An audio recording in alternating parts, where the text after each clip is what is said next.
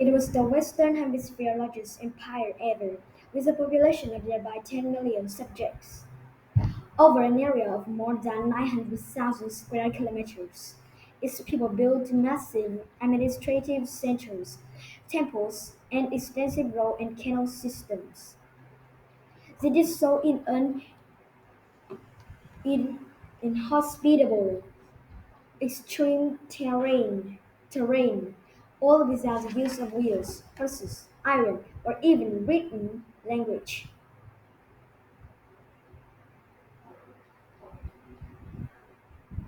Yet within 100 years of its rise in the 15th century, the Inca Empire would be no more.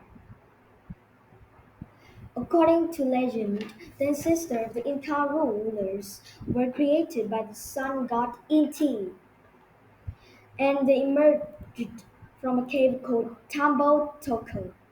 Leading four brothers and four sisters was Ayar Manco,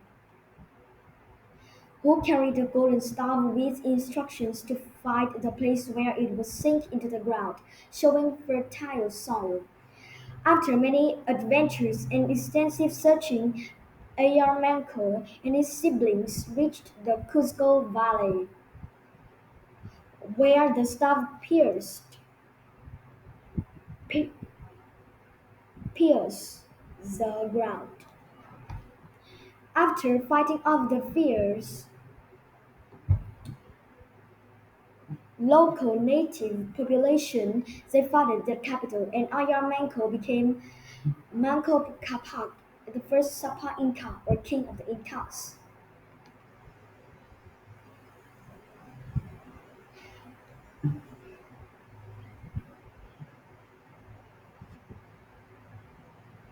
Archaeological, archaeological evidence suggests that the Incas first settled in this valley around 12,000 C 1200 CE. They remained a small kingdom until 1438, when they were nearly overrun by the neighboring Changa tribe. The Inca king at this time, Viracocha, and his uh,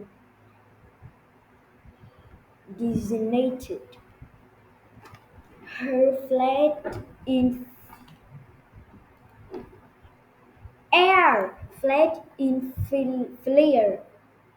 in fear, but one of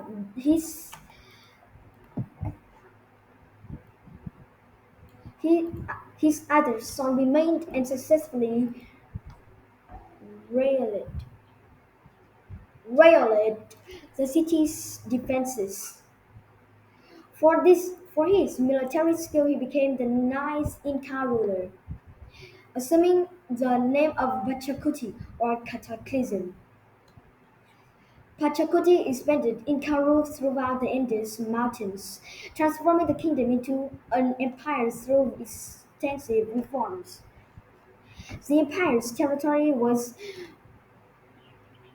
reorgani- reorgani- reorganized as Tuantinsuyo or four parts, with four divisions ruled by governors reporting to the king.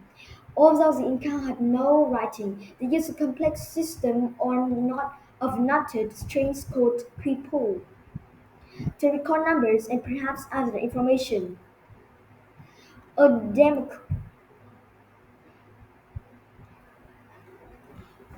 a decimal-based bu- bureaucracy enabled systematic and efficient taxation of the empire's subjects. In return, the empire provided security, infrastructure, and sustenance, with great storehouses containing necessities to be used when needed. Great terraces and irrigation works were built, and various crops were grown in at different altitudes. to be transported all over the empire. And it was during Pachacuti's reign that the famous estate of Machu Picchu was constructed. Pachacuti's son Topa Inca continued the empire's military expansion, and he eventually became ruler in 1471 CE. By the end of his reign, the empire covered much of western South America. Topa's son Huayna Capac succeeded him in 1493.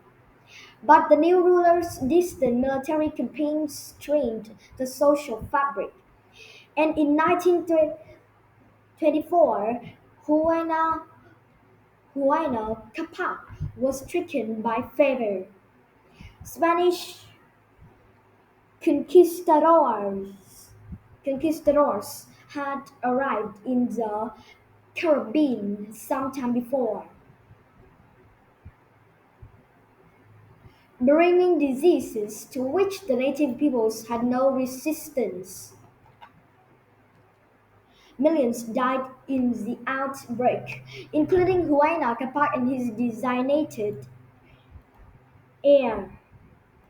The vacant throne ignited a civil war between two of the surviving brothers, Atahualpa Atahualpa and Huascar, greatly weakening the empire. In 1532, after finally winning the Inca Civil War, Atahualpa and his army encountered the European invaders.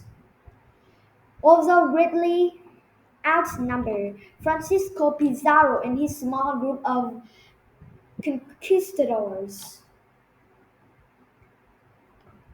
stunned the king's much larger force with guns and horses, neither of which they had seen before. Atahualpa was taken captive and killed about a year later. The Spanish conquerors were awed by the capital of Cuzco. Pizarro described it as so beautiful that it would be remarkable even in Spain.